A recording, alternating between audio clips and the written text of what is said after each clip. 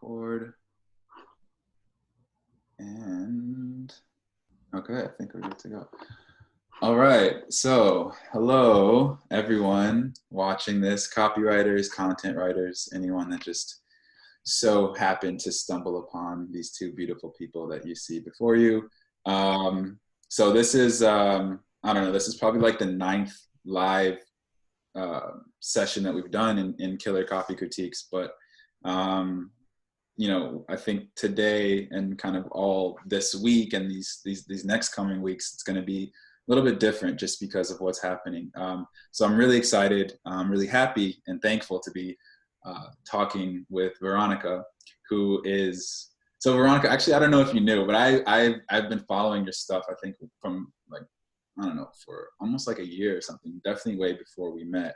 But for those who aren't familiar, Veronica is the principal at AVO Agency, which is a content marketing agency that is absolutely crushing it, and they do really interesting and thoughtful content. So I think it would be a good opportunity, or I thought it would be a good opportunity to speak with Veronica kind of about what's going on, how brands can manage and just figure shit out. So Veronica, thanks for coming on. How are you doing? I'm good. Thank you for having me. Thanks for making space for this in your group and for doing these lives. And yeah, I'm excited to talk to you about this too. Yeah, it's you know, it's obviously a very strange, you know, it's like I feel like I keep repeating myself like with everyone I talk to. Like, oh yeah, it's so strange right now. Like it's just so crazy, isn't it? But it is. Like this is like uncharted territory. And it's weird, especially, you know, as marketers, because we kind of have to say something. Yeah. But people aren't really sure about what to say. So hopefully this will, I don't know, provide some insight or at least kind of move the discussion forward. So, Yeah. so yeah, how are things? How's business? How's the agency? How's like the last couple of months been for you? I guess kind of transitioning from freaking quarantine to like all of this stuff that's happening. Oh man, right? It's like the world is on fire. Like like everything. It's a lot. I mean, fortunately, business has been good. You know, it's been different for me just working from home and adjusting to that, adjusting to quarantine. So I'm based in Mexico, for those of you that don't know, and it's definitely like we are pretty much shut down. Everything is closed. And yeah, so I'm working from home, and fortunately, business has been good. You know, one of the things that I'm really thankful for is that just with my business's, I guess, positioning and with our marketing, you know, we talk a lot about things like accessibility and inclusive content design. And what's been interesting is that with the pandemic and like just everything that's happening in the world with Black Lives Matter protests, I think brands are being forced to take a look at how they're creating content and what the implications are, because the implications can be huge. If you're not being really thoughtful about what you say and how you say it, I mean, words have so much power, and the people involved in creating content have so much power. Like, I really think that, you know, even copywriters at all levels have a lot of, you know, there's a lot at stake, and there's a lot we can do. So I think that's one thing that's coming out of this, that, you know, we can work to our advantage to make some change. Yeah, and yeah, I mean, I think that's definitely, you know, companies feel it, and copywriters and content writers, we're almost like given this responsibility, really, because, you know, brands are turning to us to figure out the words to say, because it's such a sensitive time and such a delicate, you know, everything about it is delicate. So it is, it's a burden. It's kind of a burden, but at the same time, you know, it's kind of what we signed up for. It's why we're doing this, and to kind of share these messages and stuff. So, so one thing, actually, I want to start off by sharing this. I'm going to share my screen really quick.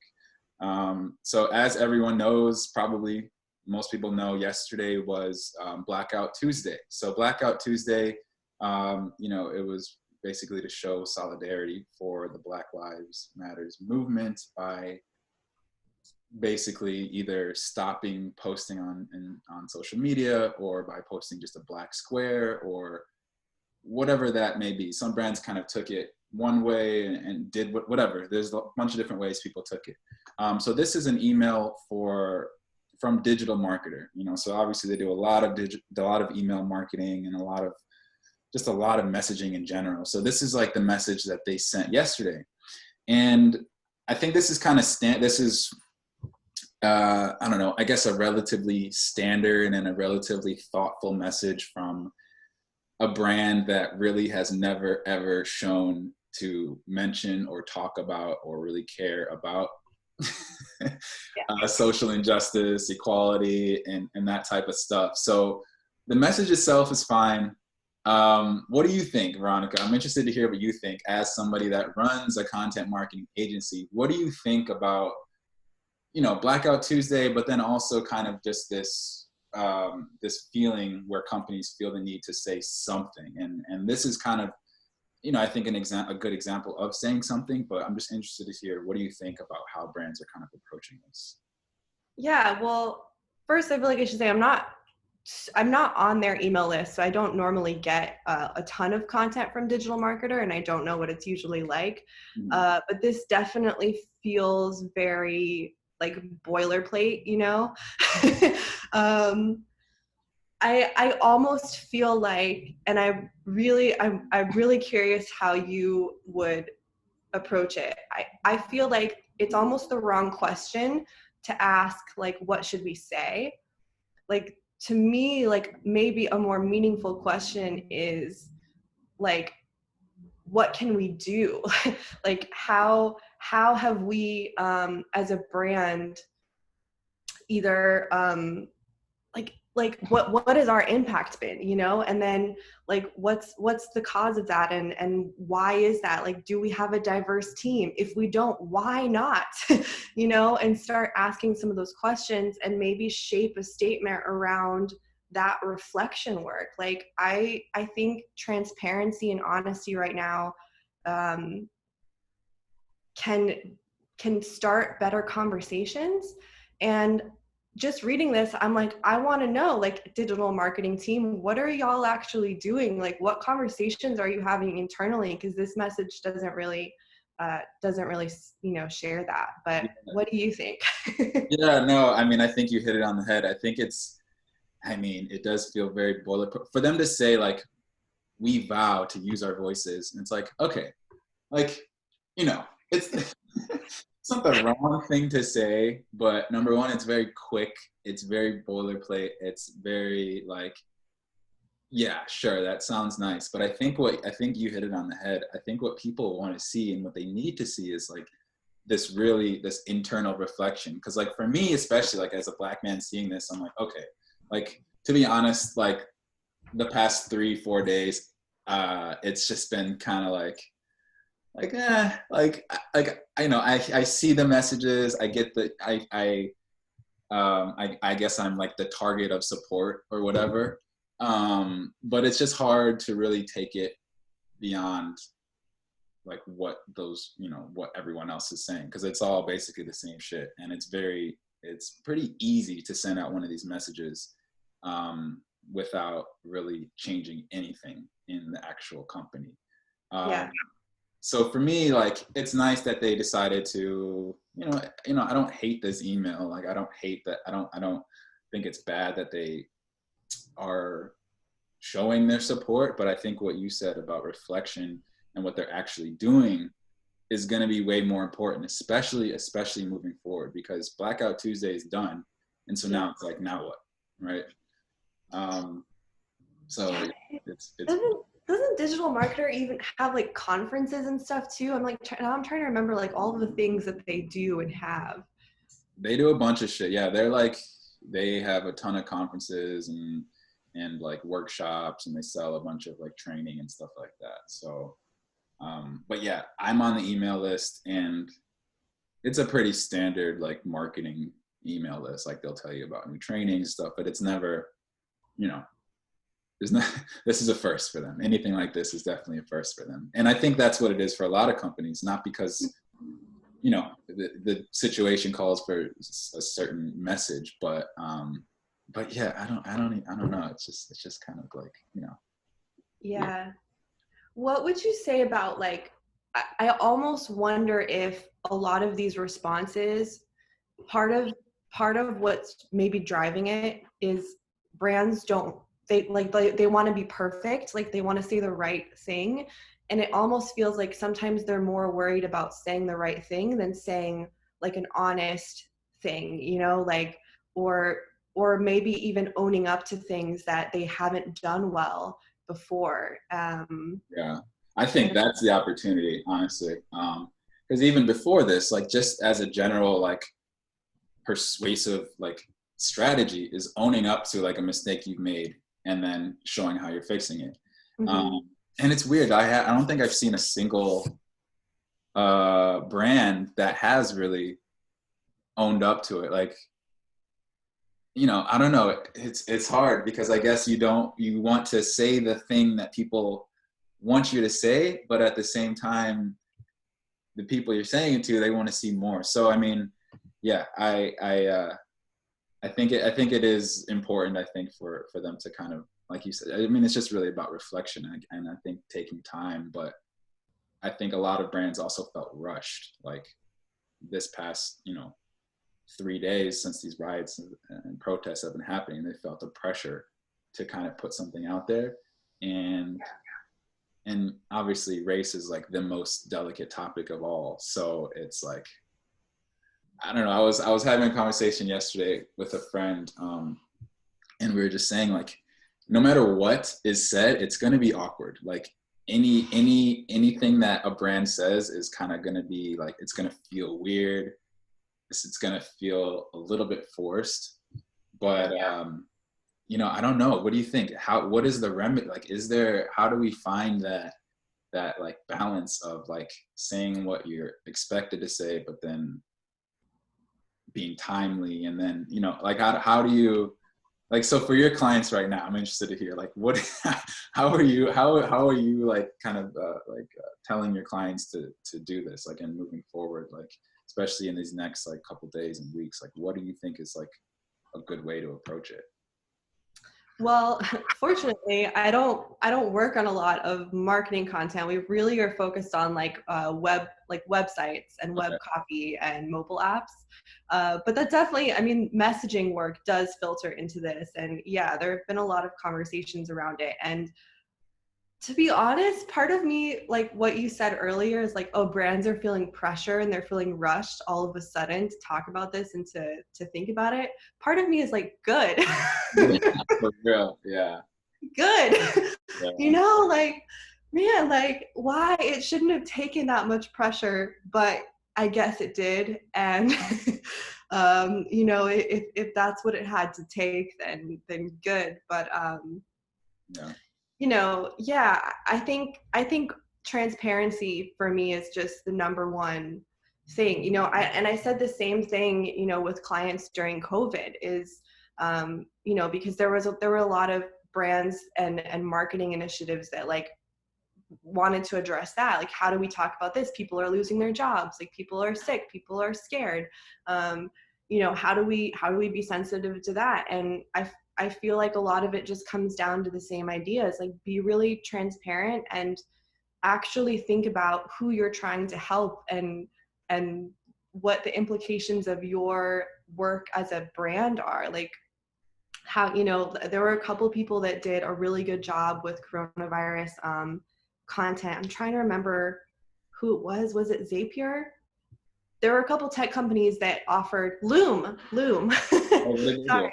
Loom, like within a couple of days, sent out this really great email that offered like to suspend or to offer like free or discounted, you know, subscriptions as Yeah. a response. And I was like, that's actually meaningful. Like, I don't want a super fluffy letter from your CEO about how much you care. Like, show me you care by doing something that will make my life better. And I think that's that's what Loom did. They didn't send a long email from the CEO about how they were so empathetic. They just offered me something for free. That's so much more helpful. And I think what we're experiencing now with brands responding to Black Lives Matter is similar. You know, how can you as a brand actually help somebody? How can you do better? You know, let's talk about that. Yeah. So that's how that's how I feel about it. Yeah. So, and I think so as we kind of, you know, as we were talking about doing this talk, you brought up some really interesting topics that I think they've been important topics for a long time, but obviously right now they're just being highlighted. And I think that that topic or that conversation is about how to make the whole process inclusive and thoughtful, rather than saying like creating like doing whatever you're doing, making your content, and then at the last second before you hit publish, you're like, wait guys, is this inclusive? Like, did we do it? Like, you know, so it's really, so talk about that. Like, what is this, what, like, where is the gap, how do we bridge that gap of like making, you know, like making a split decision at the last second, asking for being inclusive, and then actually being inclusive from the very beginning all the way to the end? Like, what does that kind of look like? Yeah. Well, so one of the things I was thinking about a lot lately is there's a couple of talks and a podcast by someone named David Dylan Thomas, who's a content strategist for Think Company, and he talks a lot about like cognitive biases and how we can understand cognitive bias to like do better in our work. And one of the things he talks about a lot is confirmation bias.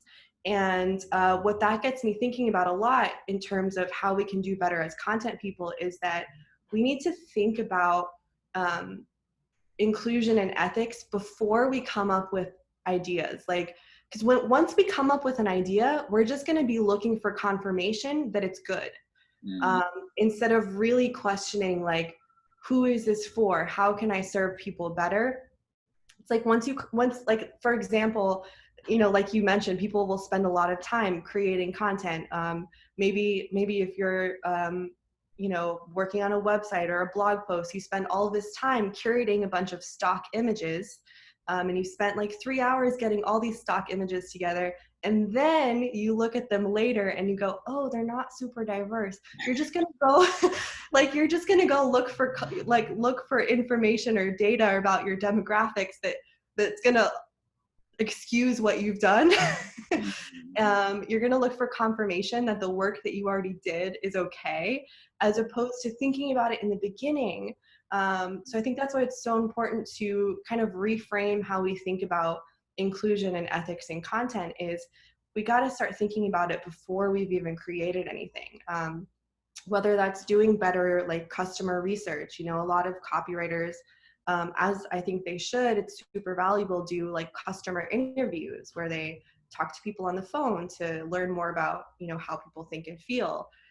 Like, start questioning that process. Are all the customers that you're talking to, are they all white? Do they all, right? Like, that's a problem. If your customers aren't all white, which they probably never are, then you shouldn't only be talking to your white customers. You know, like, these are the things that end up giving us more bias later on in our writing process. And, you know, the later we think about it, you know, if we've already got this beautiful draft done of a blog post, and then we think about inclusion, it's so much harder. It's a missed opportunity. That was a little bit of a rant. I'm gonna pause. No, I want this to be the rantiest like conversation of all time, to be honest. But no, I mean, it's interesting because, you know, every company, they're gonna, like, if you ask them, do you want to be inclusive? Like, they're gonna be like, yeah, of course. But Yeah. it doesn't, unfortunately, like, no one has really had like the pressure or felt like they needed to, like, really, like, before all the stuff like hits the web or whatever, there's really never been like a like a real pressure or like anything telling them that they actually have to do it. So even though for a lot of them it's a nice thought, when it comes down to the actual action and like doing the research, it kind of just becomes like, yeah, okay, yeah, whatever. Like, so I think what you're saying and kind of, you know, what the thing is, like, it has to be like a cultural, like a cultural thing in the company. Like, it has to almost be not like a requirement, but it's like, I don't know, it's weird because how do we get people to actively make that a part of the process without making them feel like they have to do it just to check a box, you know? So maybe that goes back to the people, or I don't know, what is it? Yeah. Yeah. I mean, it's funny. It's like you said, like, I think not many people are going to say, oh, we don't care about being inclusive. Right. But a lot of the times the next thing they'll say is, can you just give us some guidelines or a checklist? And I'm like, no. I mean, I could, but how valuable is that really? Mhm. Um, you know, I think so. What I try to do that does seem to move the needle is, and a lot of people have never even done this at their company, period, is actually like map out or like document, what is your content workflow? What does that look like? What are the steps that happen at your brand? What's the first thing? Is it a brief someone writes and then they give it to a writer and then there's revision and then it gets published, right? Like everyone at everyone's company, no matter how big or small, there's some workflow. Mhm. So I think one of the things that is helpful is, first of all, just mapping out that workflow. Okay, what actually is our content workflow? And then really examining, like, what can we do at every single part of that process, every single part of our workflow? How can we think about being more inclusive? Instead of just coming up with a checklist that we think about at the end and then probably forget. So yeah. So how, you said, you mentioned before, like when you're doing customer research, like if you're just talking to like four white dudes, that's probably not like, you know, it's probably not the representation of your audience. How, because since race is such like a sticky subject, like how can a company kind of like build that into their research process? Like, is it something that they have to, you know, because like as a customer of a company that is a minority or that isn't, how do you make that person not feel like they're being like pandered to? You know what I mean? It's like, yeah, Yeah. like, you know, you don't want to, you want to be acknowledged, but you don't want it to be like put out there as like the, you know, we have to make sure that that guy thinks it's okay, and then we got to make sure that she thinks it's okay, right? So how do you kind of make that like like make that inclusive without like making the target in the Yeah. situation feel like weird, you know? Yeah, I get what you're saying. Well, I also want to know what you think about that, but you probably have good tips too. I mean, one thing that I would think about is, like, let's say you're doing, let's stick with customer interviews. That's the thing that you're doing. I mean, I would ask, especially for the integrity of the research, I would be asking all of the people on your interviews the same questions. So, you know, I think that's just maintaining the integrity of your research, like asking everyone the same questions about how they think and feel, being really thoughtful about your research questions, and just knowing that you're going to get different answers from different people. Yeah. I definitely wouldn't like ask, you know, a white customer a different question than I would ask a black customer necessarily. Like, I don't know if I do feel like that might be pandering or And I just, feel like it might be a thing, like if for a company or for like someone that doesn't like know and they're like, oh shit, like what do we do? Like, all right, let me ask. You know what I mean? Like, so a lot of them are just like feeling like just nervous and they don't want to come off the wrong way, but then they do, and then it's just like they feel like they can't win. So, but you're saying basically it's just like make it even across the board, which is kind of the whole. yeah, well, I mean, I think, you know, and something that I think about too is like usability testing or like even like market research or something. Um, you know, hopefully the goal is not to like, you know, do something crappy and then get approval from the people that you're appropriating or something like, like, you know, because that could happen too. Like the goal should be just in all of your efforts, like, are you are the people that you talk to and the people that you work with and the people involved in your processes, is it a homogenous group of people, or does it actually represent real life? Yeah. And that's something that I do really like about, you know, a lot of resources and books about inclusive design talk about inclusive design is just designing for real life. It's designing for reality, which is diverse. Like, not all of us are the same. So I think trying to think about it from that perspective, like just being more realistic, and being accurate. You know, sometimes that's a good way to move people away from ideas that are really exclusionary. Like if it's like really gendered language, I'll just ask like, hey, we have this really gendered language. Is our service only for women? Is that accurate? And then they're like, no. And I'm like, okay, well, if it's not accurate, then let's just not do it. Like sometimes it's about that. That was a rant again. What do you think? Yeah, I don't, yeah, I mean, I think it's so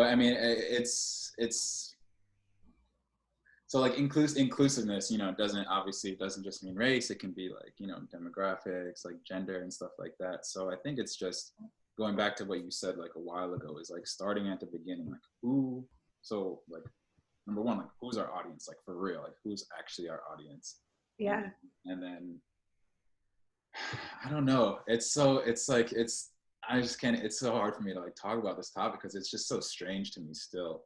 Like I really don't even like have all my thoughts together, to be honest. But yeah, for sure. It's just like, you know, you hope that it's just inclusive from the beginning, and it's weird because I think it is like a simple, like that the fix or whatever is relatively simple, but it's still like in application, I think it can be just a little bit like hard to follow through on and to really like make it a part of the actual like business. And that kind of leads me to thinking or not questioning, but like I want to know what you think. But like, how do brands move forward? Like, you know, a month from now, we're kind of going to enter this weird stage of we've got to get back to normal, but we can't just erase all of the shit that just happened, but we still have to sell stuff, but we don't want to be nasty, grimy salesmen. So like, how do we transition into this next phase? Well, what is this next phase? Like, how do we, like, how should this messaging kind of be like in the next, you know, a couple of weeks and months? Like what do we say? Yeah. Yeah. What do we say? Help. Me too. What do we do? Oh, I don't know, man. You know, it's one of those things. I don't think there are any easy answers for any of this. You know, it's uncharted territory. I think that's good. I think it's a good thing that things are being questioned and challenged. But yeah, I mean, how do brands actually like commit and stick to their promises? I think that's a great question. Like, what's the accountability going to be for a brand that says while still making money and like selling their stuff? Yeah. Yeah, accountability and still like do regular business. Yeah. I mean, I guess so. My thought would be like, I think that there needs to be someone at the company that takes ownership of that. You know, like so like obviously in my work, and I'm biased because I am a content strategist, but I would say like if your team doesn't have a content strategist or doesn't have someone that's dedicated to thinking about your process and the content that you put out into the world and the messaging, then like you need that person now more than ever before. You know, to give someone accountability to keep that pressure on. But it's tough. What tips would you have for people to kind of follow through?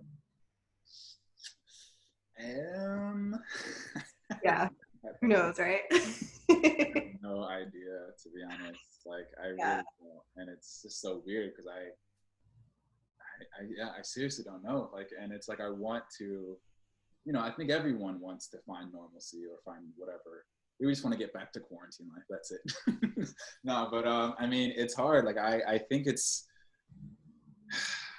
I don't know, 10 days. I'm just kidding. No, I don't know. Like, it, I think Yeah. it's like, I don't know. I seriously don't know. Like, I've never been stumped about a topic like I Yeah. am now, because this one just feels so much different than all of the tension that's been, you know, been building for the last 4 years, and now it's like here, and Yeah. so I still don't even know. But I mean, I think we have to really just ease our way into normalcy, because I think this is a situation and like an event, a historical event, really, that is, it's not something that we can just like be like, oh yeah, that sucked, but hey, like, here's my new stuff. So I think it's really going to be something that kind of lasts in messaging and like how we market for like a while, like a long time. Yeah. And I think you want to kind of, I think in general, like brands with their content, they should like like, you don't want to stop acknowledging it too early. So I think just to be safe, you kind of want to just over acknowledge it, you know, but Yeah. I Yeah. don't know. I have no idea, because it's like, does your audience want to keep hearing about that? Will they think that you're like a shitty brand by just going back to regular after a month? Like, I don't know, Veronica. I really don't know. I have no idea. No, I think none of us know. Like, I think I feel like I feel the same way. You know, it's I think it's like a good and bad thing that there are no easy answers to how we move forward in our work, and like, you know, how do we keep momentum going for social justice and for causes that are meaningful and pressing right now and are going to continue to matter even after Blackout Tuesday. You know, how do we keep that going, and at the same time, like, yeah, how do we be honest and transparent and also like sell our services and sell our products and all of these other things? I mean, yeah, Yeah. I new think what paradigm. you said though, like kind of having someone, so for like brands, I guess, that are like having maybe like a team, I think it really is kind of, I don't know, I've had like mixed feelings about like, you know, the diversity person in the company. Cause like, I guess I see why it's necessary, but I'm also like, damn, that sucks that it's necessary. But it is. I mean, so I mean, Yeah, I don't yeah. know. Part of me hopes that, because I feel like what's happening right now is that like consumers are holding people accountable. Like, it's pressure from the outside, you know, it's pressure from people on social media and like from brands customers, and part of me hopes that that continues, you know. Yeah. Because I do think that accountability is tough, especially for, and I don't mean to pick on them, like these large predominantly white companies like digital marketer, who have never really had to think about this before. You know, what is the accountability going to look like for them? Mm-hmm. I don't know, you know. I mean, hopefully it's something that can, I think change needs to happen at so many levels.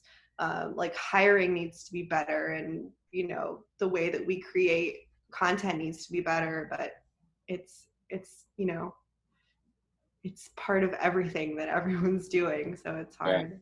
Yeah. I mean, it's hard. It's like, it's rooted. It's so rooted, like all these issues. So it's not like there's nothing.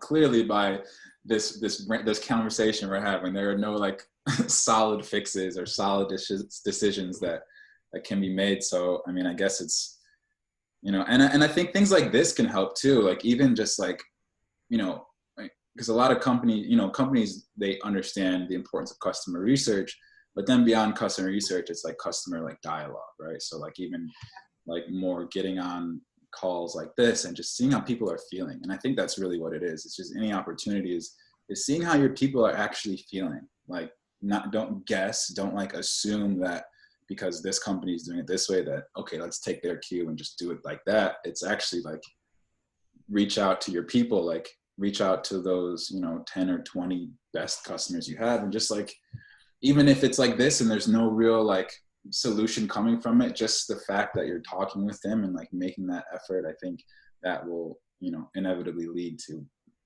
more thoughtful whatever. But it's just dialogue, I guess. That's like all we can, that's all, I don't know, that's all I know. Yeah. Yeah, no, I think you're absolutely right. Like, I think that one thing that's been coming out of social media as a theme is like, especially if, like for white people and for allies, like listening and for brands, like listen more, listen better. Um, I'm interested. Do you think any of the onus, like any of the like responsibility, is on the customers to kind of like? So okay. So the other day, like okay, this is gonna be like a basketball reference. Sorry for everyone that just like hates basketball. I have to do it. So one of like the announcers from the Sacramento Kings, like he's been an announcer for like 30 years, well loved, everyone, he's awesome. He's like a prominent figure. And on Twitter, like they were doing a conversation about what's happening. And somebody asked him like, yo, what do you think about Black Lives Matter? And so this dude's like 75 years old, probably more disconnected from this culture than most people. And so his response was something like, blah, blah, blah, all lives matter. And I don't think he knew, right. It's like okay, he shouldn't have said it. He should have known. But at the same time, he got fired. Like he got fired from his job. He got fired from like all of his gigs. And basically he got canceled, right? So like cancel culture is like back. Like, so it's weird because it's like, at what point is the audience, like the people like out there, when like how mad, how sensitive and how like how to what standard do they have to hold the companies, where like, because like right now any little mistake that a company makes, it's going to be like, all right, they are anti blah blah blah blah blah. So like I don't even know what question I was like going to, but I guess it's just like, what, like, does any responsibility, like, how do we like account for, like, can we account for like people moving on, or like, I don't even know what I'm trying to say, but like, it's awful. I don't even know. No, I mean, even though that wasn't, I get what you're saying, what you're thinking about. Like it's been on my brain too. Like, just, there is so much scrutiny right now and so much feedback from consumers, from customers, and it'll be interesting to see, how that changes and if it changes over time. Yeah. I mean, it's like, again, there are no easy answers for this, but I think some of this could be an opportunity for brands from a technology side to have like better social listening tools. And like, this is not even like what I do, so I don't even know what that would look like, but like there gotta be ways to, on the tech side, like gather all of that feedback, like, and so that it can actually be usable, and like, that brand, like, so brands can actually listen better. I mean, when there are so many comments on an Instagram post, and then that brand has 10 other, 3 other channels and an email list, like all of that feedback has to go somewhere and has to get synthesized. And I think that's a tech opportunity. I definitely don't have the answer to, but I think that would be an interesting problem for somebody to think about and to solve. Like, how do we actually, like, on the tech side, listen better? And I think, like listening all the time, right? Not just like when you're about to launch a new thing. Like, it has to be something that is constantly synthesized and constantly like analyzed. So I don't know. I had no idea. It's strange. But I mean, yeah, it's like I said, any response is gonna be awkward right now. Like any response is gonna be just kind of just feel weird. Yeah. Especially like personally, like because I've been the target of support because of the color of my skin, and I'm like, yeah, like thanks. I think like it's even the people that you're trying to support, like it's hard, it's weird because even they aren't probably sure how to react, like they aren't really sure like how to respond. So I mean, I think that's just taking all of this into account is important too. Just being comfortable knowing that that it's going to be uncomfortable. Like no one's going to be like chilling for now. Like there's nothing about this that's easy. So I think just almost just realizing that, accepting that, and being like, all right, let's dig in. Like this is what we got to do. So Yeah. Do you have any like tips or even just like experiences that would be interesting for copywriters to hear about? Like if someone's watching and they're a freelance writer and they're just like, I'm not a business leader, I don't have a lot of pull in my company, like I'm a writer writing most of the time, like what can I do? I don't know if you have any, thoughts. I think honestly the biggest thing, like, so for me personally, has been trying to see the other person's like perspective. Like even though I might feel weird if someone like hitting me up like, hey, I'm thinking about you, I know, and I have to know that like it's all out of good intention. And I think especially in companies, like the things that they're going to be doing over these next couple of weeks and stuff, it's good intention. Like the intentions are there.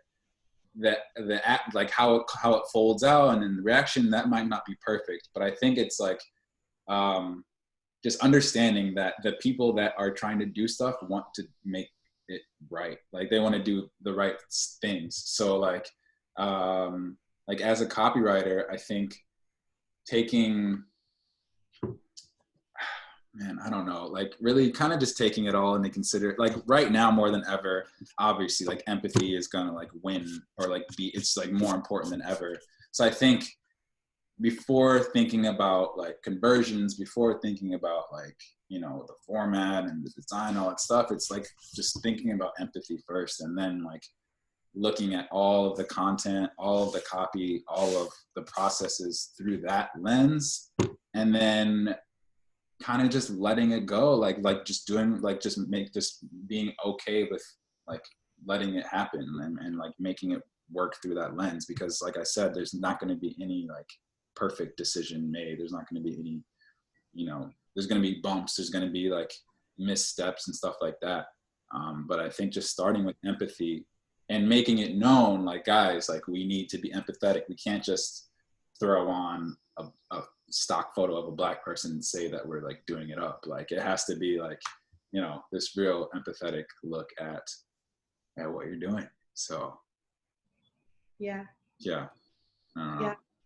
No, I love that. I love that. I think, empathy is like the root of all of it, right? Like you have to, and I think like actionable empathy is something, I don't know if that's like even the right way to say that, but it's like how, like what can we do to build empathy with our customers? Like that's what I think about a lot. And I think that's the value of things like research and like just social listening and things like that, because that is sort of the tangible side of like, how do we empathize, right? Like we have to interact with the people that we want to build empathy with in some way. We have to be visible with them and listen to them. So yeah. Empathy is just like actionable empathy. I think I don't know if you just made that term up, I but just made it up. it's weird because it's like empathy is almost at this point, it's like a buzzword. It's like, empathetic, and then it's like, okay, are you actually like listening? So actually listen, everyone. Just gotta just bite the bullet, listen, slow down. Honestly, I think things are going to be moving they have to move a little bit slower just because there's, just more things to acknowledge now. So, Yeah. But I mean, you gotta, and then like we were saying, like you gotta make your money too. So at the same time, it's like you can't feel bad about selling your stuff because that's why why it's what you have to kind of do, and people need the things that you sell still, even with things happening. So I think just being obviously aware of the feelings of your audience and stuff like that, but yeah. Yeah. yeah. No Okay. easy answers. Well, this was a very confusing conversation. I'm sorry. Yeah, for anyone listening, thank you for joining our Our press. We're just like, Thanks for joining us thinking out loud. No, yeah. but I think you're right. That is the point. Like, there's not an easy answer, but the fact is that the conversations still need to be had, even though there might not be a really clear conclusion or any easy answers at the end of the conversation. Like, let's have the conversations where we don't have the answers, but it's like that's how you get to answers later, I think, hopefully. So yeah. And it's Yeah. But I mean, I'm interested to see like how things happen in these next few weeks and months, like because there's pressure, like pressure's on now, like pressure is seriously on for companies. So it's hopefully just being more thoughtful and kind of snapping them out of their like cruise control of just scheduling a shitload of content and getting it out there. Ooh, that's a good. Now it's more about being That's thoughtful. a good visual, or I don't know what the right word is, but cruise control for your content and for your brand. Yeah, I think you're right. It's like people are snapping out of it. You can't just keep moving business as usual without thinking things through right now. No, So. it's not business as usual, and it can't be. Yeah. That's it. All right. Well. Well, I know that I had a lot of. I only shared this like an hour before our talk, but I had a couple of people already that were just interested in the topic and interested in you. So how can someone, if they're watching from my end, how can they stay in contact with you and your work? Wow, I've never had anyone ask me to plug myself in my own talk. This feels nice. This feels nice. Future guests, do this. This feels really good. So actually about a month ago, I started a daily email. And so every morning I do an email. Basically, it's kind of based in persuasion, but it touches on like everything, like culture, current events, music I listen to, basketball, like everything. So, but it's all based in persuasion and based in kind of copy and marketing. So if anyone wants to sign up, just go to my website, which is tylerjkoenig.com. And that is how you pronounce my last name, Koenig, but it is spelled Koenig. Bet you didn't know that. And so, my email, I'm on Instagram too, but on Instagram, I'm pretty stupid. So you can follow me there if you want. Nice. Yeah. I don't think I knew that you did a daily email. I need to get on your daily email list. That sounds awesome. Yeah, it's every day. It's every day. It was for myself too, because I was doing a weekly before, but I just it sucked because I was like, oh, let me just try and do a quick email, and it was just not good. But now I will say, anybody watching this, my emails are pretty good now. So now's the time to sign up. All right. What about you, Veronica? How can people stay in touch with you? How can they follow your stuff and all that? Yeah. Too? I'm mostly active on Instagram and on Twitter. I'm not usually on Facebook, and I feel like I never really know what to do with myself on Facebook, but Instagram and Twitter, can definitely connect with me there. On both platforms, you just search Veronica AVO, and you'll find me there. Sweet. Yeah. All right. Well, I hope to get back to Mexico soon because I miss it. God. Yeah. Well, if it makes you feel better, the beaches are closed. Oh wow. So what else? There's not too much else in Playa, I guess. Then you're kind of just chilling, huh? Yeah, we're just chilling. So Well, yeah, the whole world is pretty much just chilling now. So yeah. It'll open soon though, hopefully. hopefully. Okay. All right. Well, I'll let you go, Veronica. Thanks again. Thanks for taking some time. It was fun chatting. Yeah, thank you so much. Thanks everyone else who showed up. Hopefully you liked our Shrug Fest. Hopefully it got you thinking a little bit, because that's the only answer that we have, is just like keep an open mind, acknowledge shit, be aware, talk to your people, and good luck. Luck to us all. Yeah. All right. See ya. Bye. Bye.